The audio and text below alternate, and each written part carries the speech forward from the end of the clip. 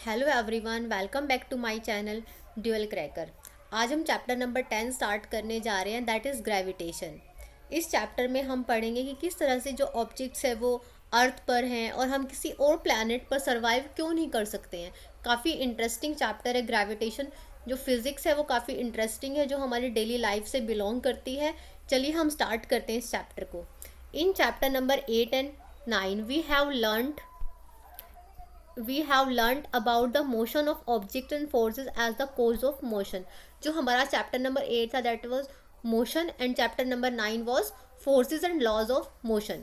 कि मतलब जो मोशन है वो किस तरह से होता है और इसके अलावा कौन सा फोर्स उस पर अप्लाई किया जाता है तब कोई ऑब्जेक्ट जो है आगे की तरफ या पीछे की तरफ एक्सलरेट करती है या रिटार्ड करती है। ये हम ऑलरेडी डिस्कस कर चुके हैं चैप्टर नंबर 8 एंड 9 में। We have learned that a force is needed to change the speed or direction of motion and of object। हम ये भी लर्न कर चुके हैं जो फोर्स है वो ज़रूरी होता है किसी भी ऑब्जेक्ट के लिए। अगर हम फोर्स से किसी ऑब्जेक्ट की स्पीड को चेंज भी कर सकते हैं और उसकी डायरेक्शन को भी चेंज कर सकते हैं। सपोज करो अगर हम जा रहे हैं कहीं पर, हम जो डोर ओपन कर रहे हैं तो हमने देखो डोर को क्या किया, ओपन किया, तो मतलब हमने क्या लगाया, उस पर फोर्स लगाया। अगर हम उसको पुल करते हैं तो हम क्या कर रहे हैं, उस पर फोर्स अप्लाई कर रहे हैं। डोर बंद था, एक वो लॉन्गिट्यूडनल वे में था, हमने उसको क्या किया, पुश या पुल किया, तो हमने उसकी डायरेक्शन को क्या कर दिया, चेंज कर दिया। We always observe that the object drop from a height force toward the earth. हमने हमेशा ऑब्जर्व किया है कि जो ऑब्जेक्ट है जब भी फॉल करती है ऊपर से किसी हाइट से तो वो नीचे की तरफ ही क्यों आती है। We know that all the planets go around the sun. हमने देखा है कि जो प्लैनेट्स हैं वो क्या करते हैं, सन के चारों ओर चक्कर लगाते हैं। हमने इसके बारे में ऑब्जर्व नहीं किया, बट हमने इसके बारे में क्या किया है, सुना है। हमने डिस्कवरी सुनी है इसकी, हमने कभी इसको फील नहीं किया, जस्ट हमने लिसन किया है। We also observe that an object dropped from a height. ठीक है, हमने ये भी देख लिया। We know that the planet go around the sun. Planets जो है किसके चारों ओर जाते हैं, सन के चारों ओर। Moon goes around the earth. जो मून है वो किसकी तरफ चलता है, अर्थ की तरफ चलता है। ठीक है, ये हमने पढ़ लिया है। छोटी क्लासेस में हमने ज्योग्राफी में भी और साइंस में भी सोलर सिस्टम वाले चैप्टर में क्लास 8 में हमने ये सारा पढ़ लिया था। ठीक है, अब क्या करेंगे हम, जो मून है वो किसके, moon goes around the earth. In all these case there must be some force acting on the object. अब देखो ये सारी चीज़ क्या कर रही है, घूम रही है, तो इसके साथ में कोई तो ऐसी चीज़ होगी जो क्या कर रही है, इसको घुमा रही है, जो इसके ऊपर फोर्स लगा रही है। जैसे हमने क्या किया, जैसे डोर है, डोर अपनी जगह पर ही रहता है जब तक हम उस पर एक्सटर्नल फोर्स नहीं लगाते हैं। तो इसी तरह अगर अर्थ घूम रही है सन के चारों ओर या मून घूम रहा है अर्थ के चारों ओर, तो कोई तो ऐसा फोर्स होगा जो उनकी हेल्प कर रहा है। In this case, there must be some force acting on the objects, the planets, on the moon. Isaac Newton could grasp that the same force is responsible for these. जो sir Isaac Newton थे उन्होंने देखा कि हाँ मतलब कुछ ऐसा force है जो इन सारी चीज़ों के लिए रिस्पॉन्सिबल है। तो वो ऐसा कौन सा फोर्स है, this force is called the gravitational force. तो हमसे क्वेश्चन पुट किया जाएगा कि फोर्स की खोज किसने की थी, who discovered the force, that is Newton. किसने की थी, न्यूटन ने, सर आइजक न्यूटन ने फोर्स की डिस्कवरी की थी। उन्होंने बताया कि हाँ कोई ऐसी चीज़ है जो इन सबको क्या करा रही है, मूव करा रही है, तो उसको बोला गया that is gravitational force. We shall study how in this chapter we shall learn about the gravitation and the universal law of gravitation. हम इस चैप्टर में ग्रेविटेशन के बारे में पढ़ेंगे और उसमें जो लॉज हैं यूनिवर्सल लॉज ग्रेविटेशन के उसके बारे में भी पढ़ेंगे। We shall discuss the motion of objects. हमें ऑब्जेक्ट्स के मोशन के बारे में भी पढ़ना है, किस तरह से ऑब्जेक्ट्स क्या कर रही है, मूव कर रही है under the influence of gravitational force on the earth, gravitational force की वजह से अर्थ पर। We shall study how the weight of a body varies from place to place. जो वेट है हमारा वो हर एक जगह पर किस तरह से वेरी करता है। We shall also discuss the condition of object to float in liquids.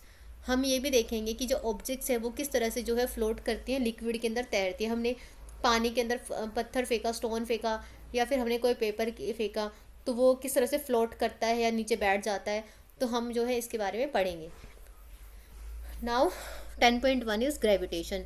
We know that moon goes around the earth. हम जानते हैं कि जो मून है वो कहाँ जाता है, अर्थ के अराउंड जाता है. An object when throne upwards, अगर हम किसी ऑब्जेक्ट को ऊपर की तरफ फेंकते हैं तो वो वापस कहाँ आती है, सर्टेन हाइट रीच करने के बाद then falls downwards.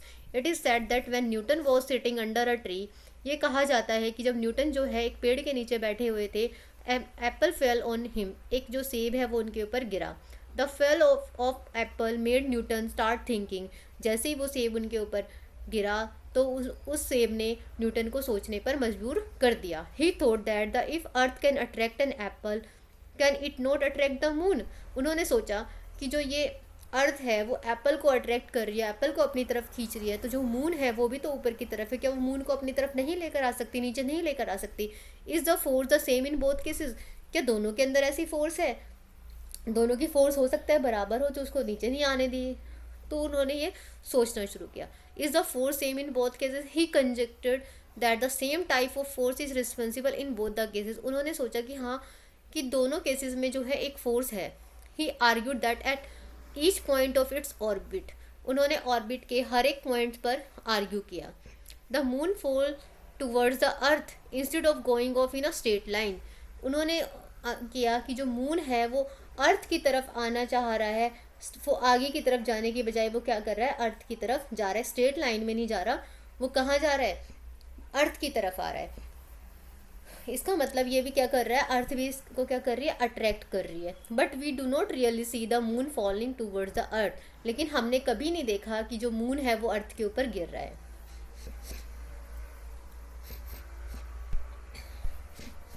Late us try to understand the motion of moon by. इस एक्टिविटी के द्वारा हम पढ़ेंगे कि किस तरह से जो मून है वो रोटेट कर रहा है. Take a piece of thread. हम क्या लेंगे, एक थ्रेड लेंगे. Tie a small stone. हम उसमें क्या करेंगे, एक स्टोन बांध देंगे. Hold the other end. और हम दूसरी तरफ से क्या करेंगे, इसको होल्ड करेंगे. And whirl it. इसको हम राउंड राउंड घुमाएंगे. Note the motion of the stone. अब उसकी मोशन को ऑब्जर्व करेंगे. Release the thread. और हम जैसे ही हमने इसको घुमाया उसके बाद हम थ्रेड को छोड़ देंगे. Again note the direction of the motion of the stone. फिर दोबारा देखेंगे कि किस तरह से जो है इसकी डायरेक्शन क्या थी स्टोन की. Before the thread is release. जब उन्होंने थ्रेड नहीं छोड़ा था, the stone moves in circular path with a certain speed and change direction at every point. देखा कि जब थ्रेड नहीं छोड़ा गया, थ्रेड हाथ में ही था, तो वो कहाँ कर रहा था, राउंड राउंड घूम रहा था. और उसकी जो स्टोन की पोजीशन थी क्या थी, अलग अलग थी. और स्पीड भी क्या थी, अलग अलग जगह पर अलग अलग उसकी स्पीड थी हर एक पॉइंट पर. The change in direction involve change in velocity और एक्सलरेशन. जिससे क्या हुआ कि जो डायरेक्शन बदल रही है तो इसके मतलब उसकी जो वेलोसिटी है या उसका एक्सलरेशन है वो भी क्या हो रहा था, बदल रहा था. The force that cause this acceleration and keep the body moving along circular path is acting towards the centre. ये पता चला कि जो ये फोर्स है जिसकी वजह से एक्सलरेशन हो रहा है, जो बॉडी को क्या कर रहा है, सर्कुलर पाथ में एक्ट कर रहा है, किसकी तरफ जाने को कर रहा है, वो सेंटर की तरफ. हमें ये पता चला कि कोई भी ऑब्जेक्ट है वो कहाँ आना चाह रही है, that is coming to the centre. वो सेंटर में आना चाह रही है. This force is called the centripetal force, मतलब सेंटर सीकिंग फोर्स. इस फोर्स को नाम दिया गया दैट इज सेंट्रीपिटल फोर्स या centre seeking force. In the absence of this force the stone flies off along a straight line. जब ये force नहीं हुई, मीन्स जैसे थ्रेड को रिलीज कर दिया, उसको छोड़ दिया, तो वो कहाँ चला गया, जो स्टोन है वो दूर एक स्ट्रेट लाइन में चला गया. This straight line will be tangent to the circular path. ये क्या होगी, टेंजेंट होगी, जो हम मैथ में पढ़ते हैं. देखो सर्कल के यहाँ पे. तो हमें क्या हमें इस एक्टिविटी से ये पता चला कि जब किसी चीज़ को होल्ड करते हैं तो उसको एक सेंटर मिल जाता है. तो हर ऑब्जेक्ट क्या करती है, उसके लिए सेंटर सीकिंग को अपने सर्च करना शुरू कर देती है और एक सर्कुलर पाथ में मूव करना शुरू कर देती है. लेकिन जैसे ही उसका सेंटर नहीं मिलता है, वो हमेशा क्या आ जाती है, एक स्ट्रेट लाइन में जाना शुरू कर देती है. अब देखो टेंजेंट किसको बोला जाता है, अ straight line that meets the circle eight one and only one point. ठीक है, जो सर्कल को सिर्फ एक ही पॉइंट पर मीट करती है, that is called the tangent to the circle. Straight line A B C is a tangent to the circle at point B. The motion of the moon around the earth is due to the centripetal force. तो ये पता चला कि जो motion है moon का अर्थ के around वो किसकी वजह से है, वो सेंट्रीपिटल फोर्स की वजह से है. तो आपका क्वेश्चन पूछा जाएगा कि जो मून है वो अर्थ के अराउंड में घूम रहा है, मोशन कर रहा है, तो वो कौन सी फोर्स की वजह से कर रहा है, दैट इज ग्रेविटेशनल फोर्स या centripetal force and any other else. तो our answer will be centripetal force. Centripetal force is provided by the force of attraction of the earth. जो सेंट्रीपिटल फोर्स है वो किसके द्वारा बनाया गया है, किसके द्वारा प्रोवाइड किया गया है, the force of attraction of the earth, earth के अट्रैक्शन के लिए। If there were no such force the moon would pursue uniform straight line. अगर ये सेंट्रीपिटल फोर्स नहीं होती तो मून भी किस में जाता, एक स्ट्रेट लाइन में जाता। It is seen that a falling Apple is directed towards the earth. तो इससे हमें पता चला कि जो एप्पल है उसको सेंट्रीपिटल फोर्स नहीं मिला और वो कहाँ नीचे की तरफ गिर गया। Does the Apple attract the अर्थ, क्या जो एप्पल है वो अर्थ अट्रैक्ट कर रहा था। If so we do not see the earth moving towards an apple. हमने नहीं देखा कि जो अर्थ है वो एप्पल के चारों ओर घूम रही है। वाई, क्यों? According to the third law of motion, motion के थर्ड लॉ के the apple does attract the earth, but according to the second law of motion for a given force acceleration is inversely proportional to the mass of an object. जो third law है वो हमने पढ़ा था motion का, every action has equal and opposite reaction. तो लेकिन जो हमारा second, according to second law of motion हमने देखा था कि कोई भी अगर फोर्स है अब वो उसका जो एक्सलरेशन है वो इन्वर्सली प्रोपोर्शनल होता है किसी भी ऑब्जेक्ट के। अभी हम जो है इस फॉर्मूले को दोबारा से डिस्क्राइब करेंगे। The mass of apple is negligibly small compare to that of the earth. Means कि जो उसका जो मास था वो क्या था, नेग्लिजिबल था, अर्थ के मास के बिल्कुल नेग्लिजिबल था। अर्थ का मास ज़्यादा होता है as compare to apple. So we do not see the earth moving towards the apple. इसलिए हम नहीं देख पाए कि जो अर्थ है वो एप्पल के टूवर्ड्स मूव कर रही है।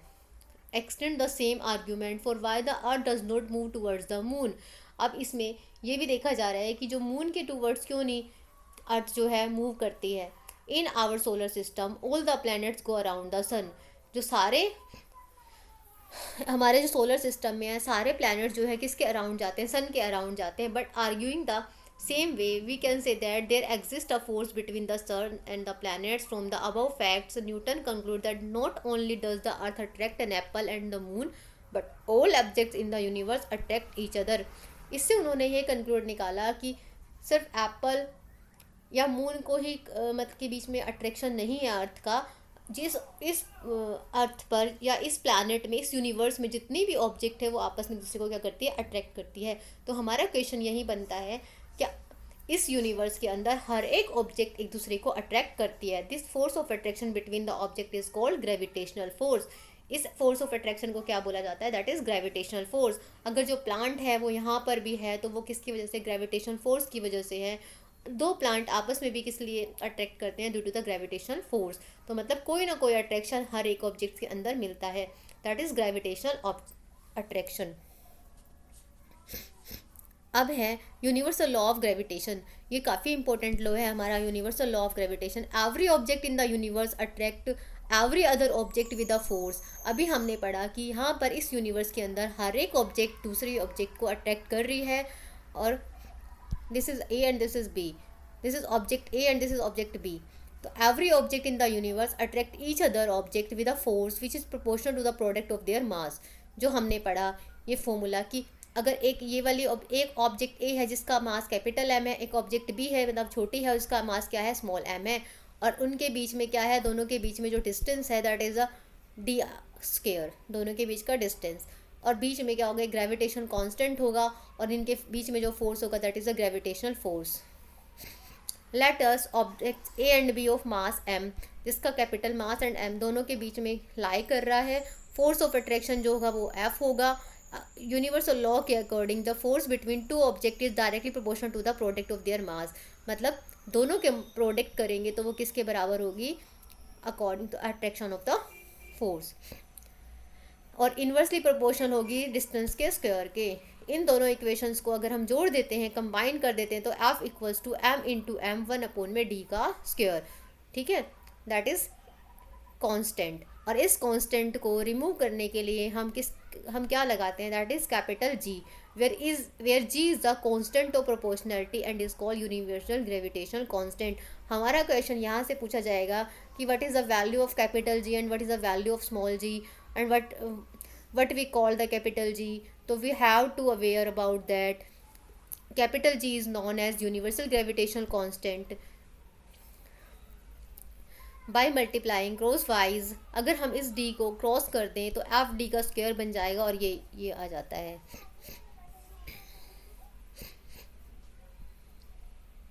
ठीक है, जिसको हम इसको ऐसे भी लिख सकते हैं, हम एक्स जो है अपने मैथ्स में क्रॉस मल्टीप्लिकेशन से या डिवीजन से हम चेंज कर सकते हैं, तो हमने इसका फॉर्मूला जो है जी की वैल्यू भी हमने इससे निकाल ली।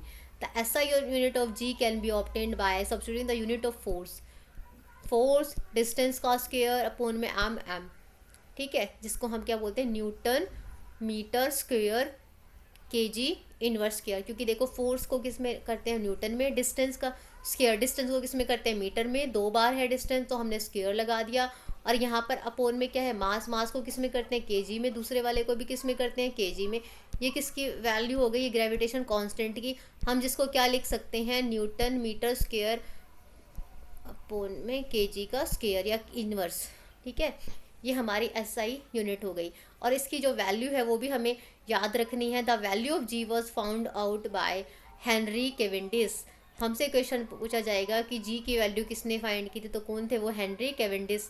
Bye using a sensitive balance the accepted value of the G is 6.673 into 10⁻⁻11 newton metre square K G inverse square. ठीक है, ये यहाँ से इम्पोर्टेंट है, ये 3 पॉइंट्स इसके।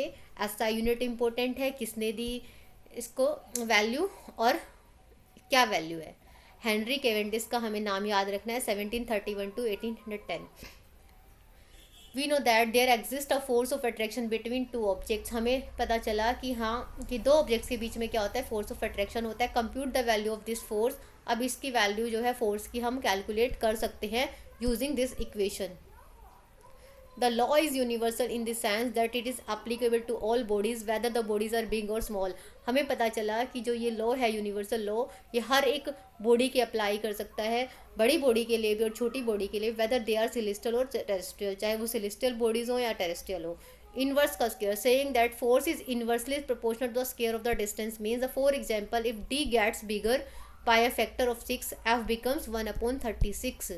ठीक है, मतलब अगर ये 6 है तो 6 का स्क्वायर कितना हो जाएगा, 36।